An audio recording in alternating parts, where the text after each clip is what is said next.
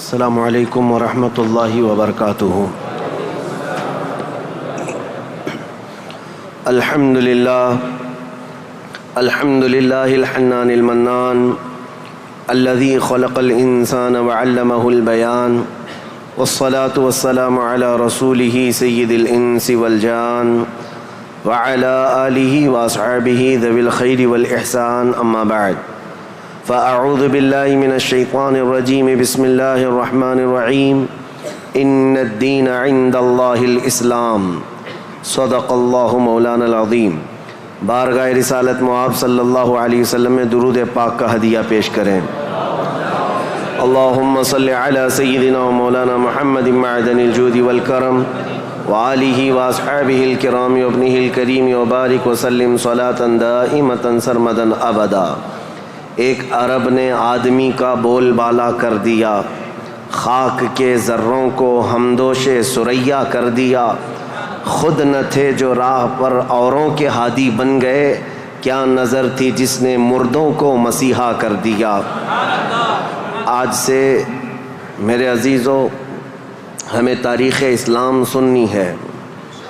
اسلام کی نشو و نما اور اس کی ترویج و اشاعت اس دن سے ہی شروع ہو چکی ہے جس دن سب سے پہلے انسان آدم علیہ السلام نے اس روئے زمین پر قدم رکھا ہے۔ لیکن آج کے دور میں ہم اسلام نام سے جس دین کو جانتے اور پہچانتے ہیں وہ میرے آقا صلی اللہ تعالیٰ علیہ وسلم کی شریعت طاہرہ ہے۔ اسلام کی تاریخ سننے سے پہلے ہمیں تھوڑا پیچھے کے تمام حالات بھی جاننا ضروری ہے، کیونکہ اسلام کی ترویج و اشاعت اور اس کی تبلیغ کے لیے جو زمین منتخب کیا اللہ رب العزت نے، وہ عرب کی زمین ہے۔ عرب دنیا کے جغرافیہ میں کیا حیثیت رکھتا ہے، اس کی سچویشن جو ہے وہ کتنی امپورٹنٹ ہے، وہ سمجھنا ضروری ہے۔ تو سنگلاخ زمین ہے، صحرا، پانی کی قلت، یہ تمام چیزیں عرب میں موجود ہیں، لیکن اسلام کی ترویج و اشاعت کے لیے اس زمین کو منتخب کیا گیا ہے۔ پہلی بات تو اگر میں اس تاریخ کی ابتدا کے لیے کہوں تو ظاہر سی بات ہے، کل ہم نے عرض کیا اسلام آدم علیہ السلام سے چلا، لیکن عرب کی سرزمین پر یہ دین ابراہیمی کے نام سے آیا۔ سب سے پہلے سیدنا ابراہیم خلیل اللہ علیہ الصلاۃ والتسلیم، اس وقت اللہ تبارک و تعالیٰ نے آپ کو مبعوث فرمایا جب دنیا میں کفر و شرک اور گمراہی و ضلالت پھیل چکی تھی، لوگوں میں کثرت سے اپنی عبادت کروانے کا رواج ہو چکا تھا۔ جیسے کہ نمرود کا زمانہ تھا، وہ طاقت و قوت کے بل بوتے اپنی عبادت کرنے پر لوگوں کو مجبور کرتا۔ اس دور میں سیدنا ابراہیم علیہ السلام تشریف لائے عراق بابل کے شہر میں، عراق کا ایک شہر بابل میں، اور وہاں سے آپ نے نور ہدایت کو منور کیا، ایک خدائے واحد کی عبادت کی طرف لوگوں کو بلایا۔ آپ کی آبادی دشمن ہوئی، خاندان دشمن ہوا، بادشاہ دشمن ہوا، بدلے میں آپ کو آگ میں جھونک دیا گیا۔ آپ وہاں سے نکل کر مصر چلے گئے۔ مصر کی سرزمین کو آپ نے اپنا جائے قیام بنایا، وہیں پر رہنے لگے۔ آپ کی شادی حضرت سارہ سے ہوئی، اولاد نہیں تھی برسوں تک۔ پھر حضرت ابراہیم علیہ الصلاۃ والتسلیم کی مخالفت میں بہت سارے لوگ تھے، حکمران تھے، بادشاہ تھے۔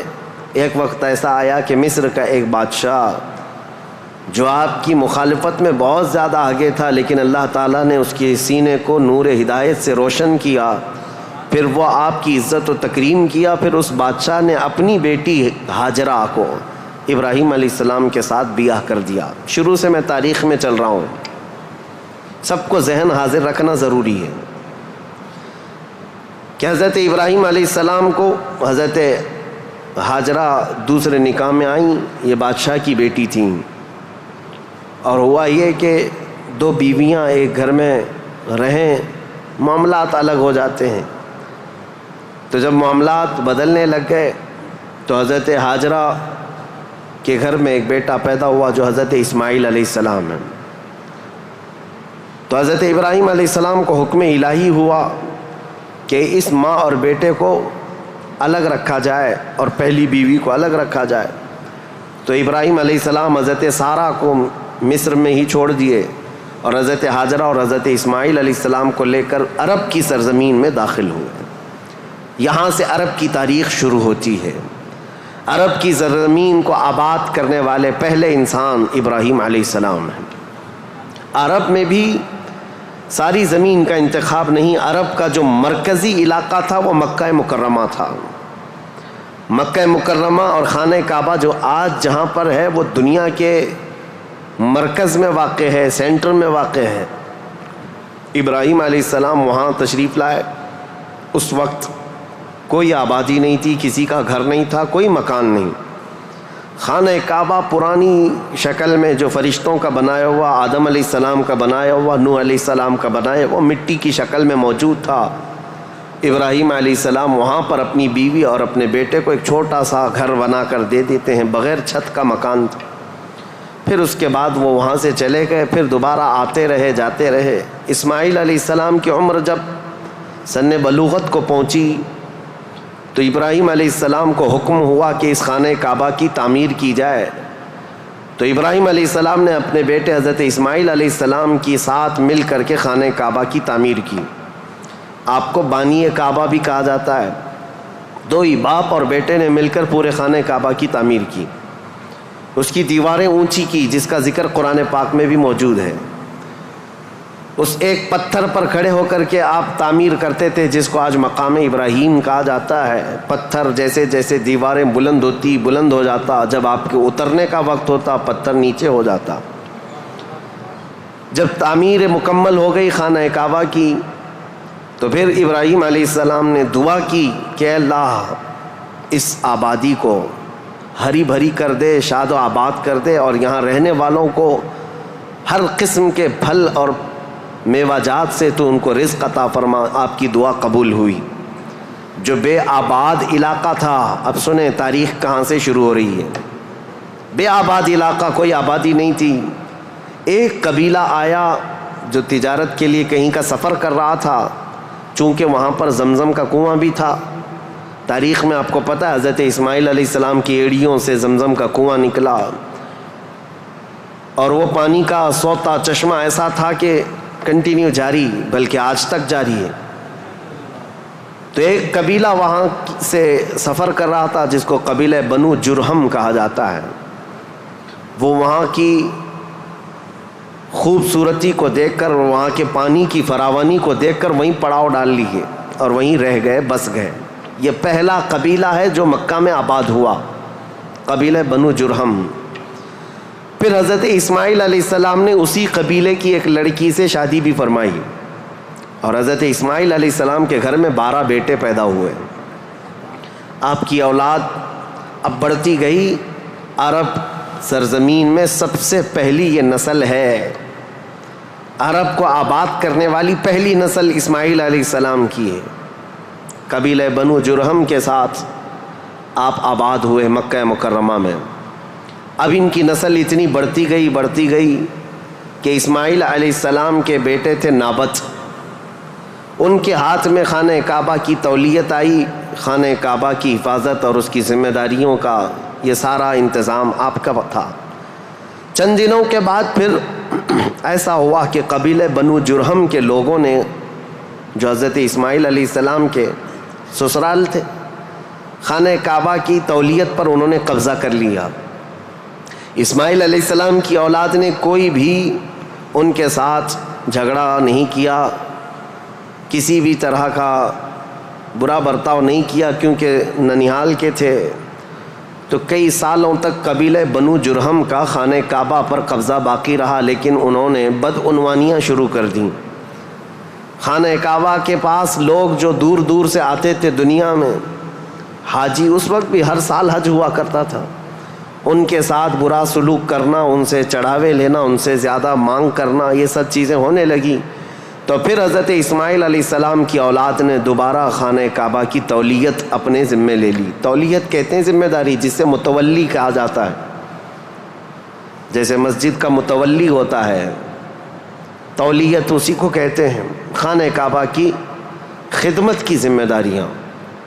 اب یہ زمانہ چلتا رہا، میں آپ کو پہلے یہ خاندانی معاملات بتا رہا ہوں، اس کے بعد پھر یہاں کے سیاسی حالات بھی بتاؤں اور پھر مذہبی حالات بھی آپ کو بتاؤں، تاکہ اسلام کی تاریخ کو سمجھنے کے لیے اس کا بیک گراؤنڈ بھی سمجھنا بہت ضروری ہے، پس منظر کیا تھا یہ معلوم ہونا ضروری ہے۔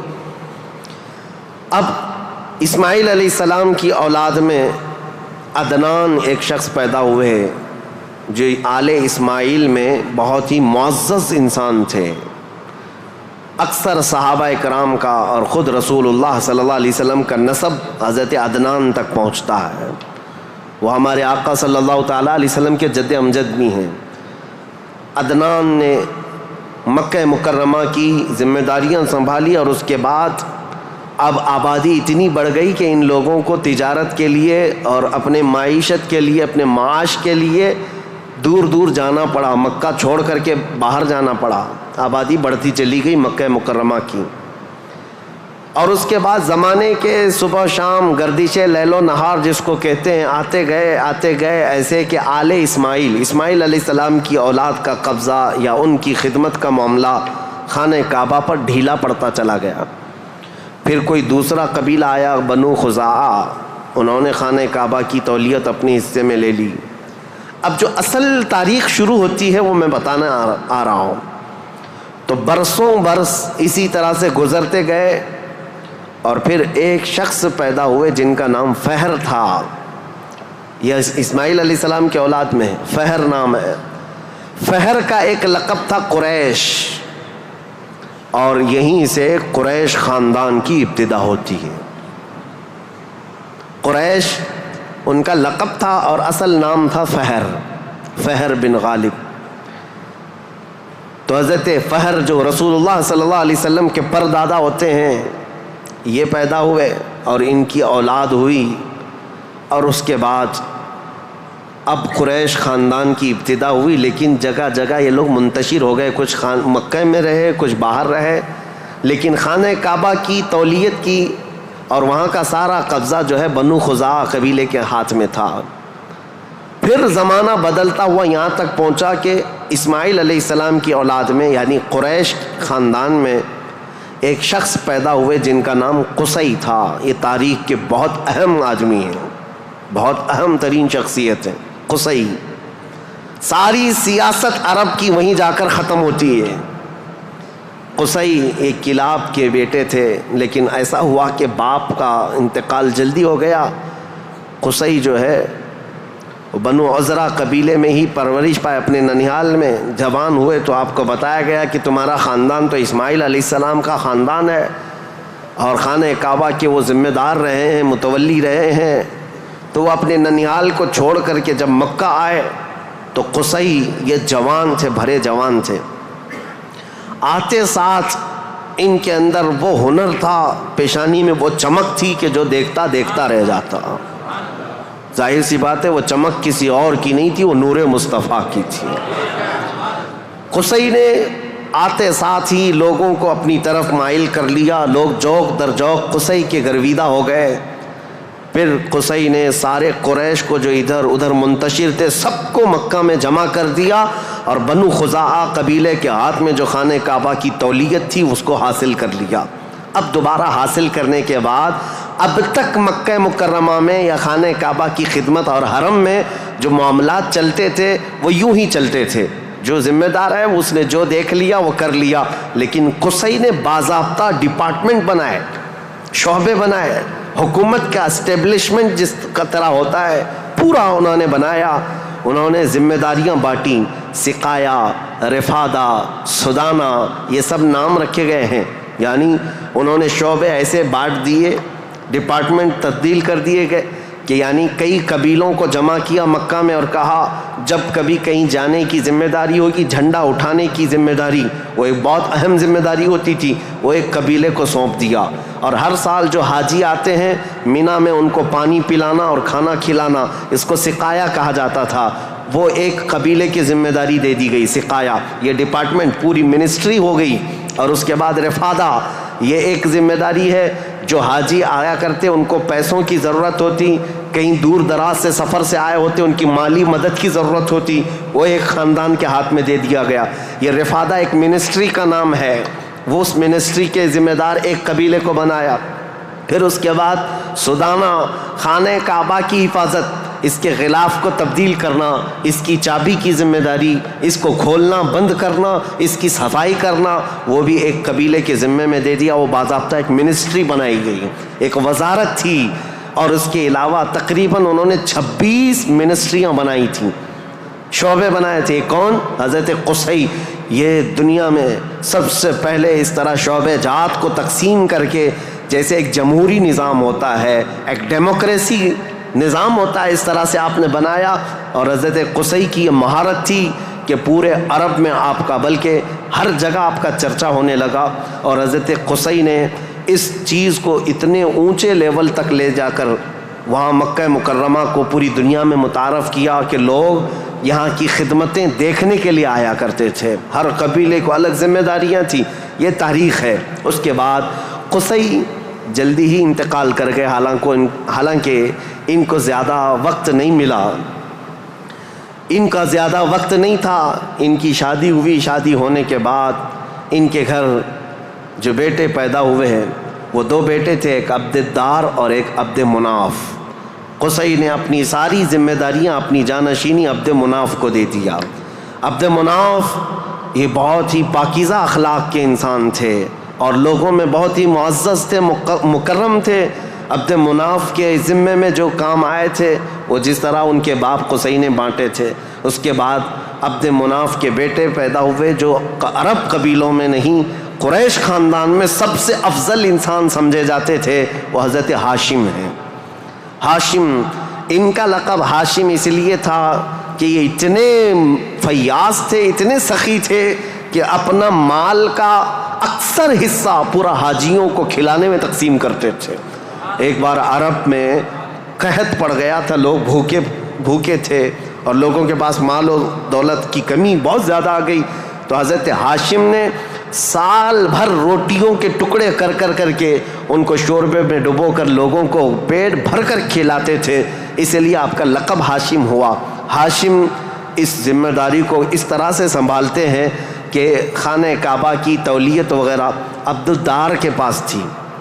سقایہ، رفادہ، جس کو میں ابھی نام دے کر کے جو منسٹریاں بتایا کہ یہ الگ الگ قبیلوں کے ذمے تھی، تو عبد الدار جو ایک ان کے پردادا کے ہی خاندان میں لوگ تھے، انہوں نے بدعنوانیاں شروع کی تھیں، ٹیکس لگایا، حاجیوں سے پیسہ لیا، یہ تمام چیزیں ہونے کی وجہ سے حضرت ہاشم نے وہ ذمہ داریاں بھی اپنے ہاتھ میں لے لیں۔ اب قریش خاندان میں حضرت ہاشم کے پاس جو ذمہ داریاں تھیں وہ یہ تھیں کہ آپ رفادہ یعنی حاجیوں کو مالی مدد دینے کے بھی آپ ہی ذمہ دار تھے، سقایہ، مینا میں حاجیوں کو پانی پلانے کے ذمہ دار بھی آپ ہی تھے، اور سدانہ، خانہ کعبہ کی چابی اور کلید بردار جو کہتے ہیں وہ بھی ذمہ داریاں آپ نے لے لی تھی۔ اتنا ہی نہیں، ندوہ ایک وہاں کی ایسی بیٹھک کا نام ہے جو عدالت بھی ہے، پارلیمنٹ بھی ہے، مشورے کی جگہ ہے، جہاں سب کے فیصلے کیے جاتے تھے، وہ بھی حضرت ہاشم کے ذمے میں تھی۔ حضرت ہاشم، ان کا بھی معاملہ ایسا ہوا کہ انہوں نے شادی فرمائی اور ان کے ہاں ایک ہی بیٹا پیدا ہوا جن کا نام شیبہ تھا۔ حضرت ہاشم کے گھر ایک بیٹا پیدا ہوا شیبہ، اور اس کے بعد حضرت ہاشم کا انتقال ہو گیا۔ شیبہ بچپن میں ہی اپنے باپ سے محروم ہوئے، اور ان کے چچا تھے مطلب، جن کا نام تھا، ہاشم کے بھائی، سگے بھائی تھے۔ مطلب نے یہ شیبہ کو گود لے لیا اور پرورش کی، اور اتنی اچھی پرورش کی کہ لوگ جو ہے شیبہ کو ان کے اصلی نام کی بجائے مطلب کا غلام یا مطلب کا بیٹا کہتے ہوئے عبد المطلب ہی کہنے لگ گئے۔ یہ عبد المطلب میرے آقا صلی اللہ تعالیٰ علیہ وسلم کے سگے دادا ہیں، عبد المطلب، ان کا اصل نام شیبہ ہے۔ اب یہ خانہ کعبہ کی تولیت کی ذمہ داری سب سے لمبے عرصے تک سنبھالنے والے یہی ہیں، کافی لمبا ٹائم ان کو ملا۔ عبد المطلب کے زمانے میں ہی وہ اصحاب فیل کا واقعہ پیش آیا، جو ابرہہ بادشاہ خانہ کعبہ کو ڈھانے آیا تھا، یہ حضرت عبد المطلب کے زمانے میں پیش آیا۔ حضرت عبد المطلب کے بھی تقریباً کافی اولاد ہوئیں، بیٹے ہوئے 12 کے قریب ان کی بھی اولاد ہوئیں. آپ نے ایک منت مانی تھی کہ اگر میں اپنے سارے بچوں کو جوانی کے حالت میں دیکھ لوں تو ان میں سے ایک بیٹا اللہ کی راہ میں قربان کر دوں گا. جب سارے بچے آپ کے جوان ہو گئے تو حضرت عبد المطلب خانہ کعبہ کے پاس گئے اور اس کے بعد آپ نے قرعہ اندازی کی اپنے بیٹوں کے نام نکال کر کے کہ کس بیٹے کا نام نکلے گا جس کو قربان کیا جائے. تو آپ نے جب قرعہ اندازی کی تو آپ کے چھوٹے بیٹے حضرت عبداللہ کا نام نکلا. قربانی کے لیے حضرت عبداللہ کا نام نکلا. حضرت عبد المطلب کے وہ سب سے زیادہ محبوب تھے، نور نظر تھے. آپ نے سارے لوگوں سے مخاطب ہو کر کے کہا کہ اس مسئلے کو کیسے حل کریں. تو سارے لوگوں نے کہا کہ اللہ رب العزت کے معاملات اللہ کے حوالے اس کو چھوڑ دو. پھر آپ نے خواب میں دیکھا کہ اس کا معاملہ ایسا ہے کہ اپنے اس نور نظر محبوب بیٹے کی قربانی کی بجائے ان کی جگہ 100 اونٹ قربان کر دیے جائیں. تو 100 اونٹ قربان ہوں گے لیکن آپ کے بیٹے کی قربانی بھی مان لی جائے گی کہ آپ نے بیٹے کو بھی قربان کیا. آپ نے حضرت عبداللہ کی جگہ پر 100 اونٹ قربان کیے. اسی لیے تو میرے آقا صلی اللہ علیہ وسلم نے ایک حدیث میں فرمایا ہے انا ابن الذبیحین، اے لوگوں میں 2 ذبیحوں کا بیٹا ہوں. ایک ذبیح اسماعیل علیہ السلام ہے، دوسرے ذبیح میرے باپ عبداللہ ہیں. یہ رسول اللہ صلی اللہ علیہ وسلم نے فرمایا کہ اب یہ حضرت شیبہ عبد المطلب، حضرت عبد المطلب جو خانہ کعبہ کی تولیت کو سنبھالتے رہے، یہ تاریخ یہاں تک آئی. آل اسماعیل ہیں، یہ اسماعیل علیہ السلام کی اولاد. تاریخ کو میں نے شروع کیا تھا حضرت ابراہیم علیہ السلام سے. پھر اب حضرت عبد المطلب رضی اللہ تعالیٰ عنہ خانہ کعبہ کی تولیت سنبھالتے رہے اور اس کے بعد اپنے سارے بیٹوں کی شادیاں کیں. ان میں اپنے چھوٹے بیٹے حضرت عبداللہ کی شادی آپ نے کہ ایک قبیلہ جو مدینہ طیبہ میں آباد تھا وہب بن عبد مناف کا، ان کی بیٹی حضرت آمنہ سے کی، جو سب سے معزز قبیلے کی خاتون تھیں، پاکیزہ تھیں، طیبہ تھیں، طاہرہ تھیں.